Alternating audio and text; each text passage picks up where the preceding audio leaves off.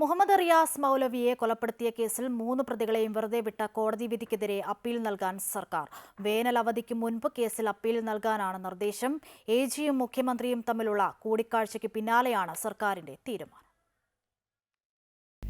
കാസർഗോഡ് പഴയച്ചൂരിയിലെ മദ്രസാധ്യാപകൻ മുഹമ്മദ് റിയാസ് മൗലവിയെ കൊലപ്പെടുത്തിയ കേസിൽ മാസങ്ങൾ നീണ്ട വിശദമായ വാദങ്ങൾക്ക് ശേഷമാണ് ജില്ലാ പ്രിൻസിപ്പൽ സെഷൻസ് കോടതി 3 പ്രതികളെയും വെറുതെ വിട്ടുകൊണ്ടുള്ള വിധി പ്രസ്താവിച്ചത്.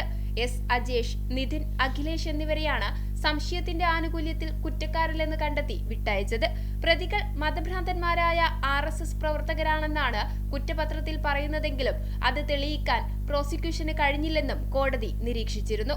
അന്വേഷണ സംഘത്തിനെതിരെ ഗുരുതര ആരോപണങ്ങളും വിധി പ്രസ്താവത്തിലുണ്ട്. പ്രതികൾക്ക് മുസ്ലിം സമുദായത്തോടുള്ള വെറുപ്പാണ് കൊലപാതകത്തിന് പിന്നിലെന്നായിരുന്നു പ്രോസിക്യൂഷന്റെ ആരോപണം. എന്നാൽ ഇത് തെളിയിക്കുന്നതിൽ പ്രോസിക്യൂഷൻ പൂർണ്ണമായും പരാജയപ്പെട്ടുവെന്നാണ് വിധിപ്പകർപ്പിലുള്ളത്. ഇതിനു പിന്നാലെയാണ് എല്ലാ പ്രതികളെയും വെറുതെ വിട്ട വിചാരണ കോടതി വിധിക്കെതിരെ സർക്കാർ അപ്പീൽ നൽകാൻ തീരുമാനമായത്.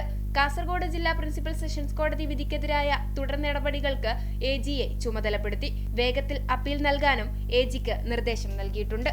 അമൃത ന്യൂസ്, തിരുവനന്തപുരം.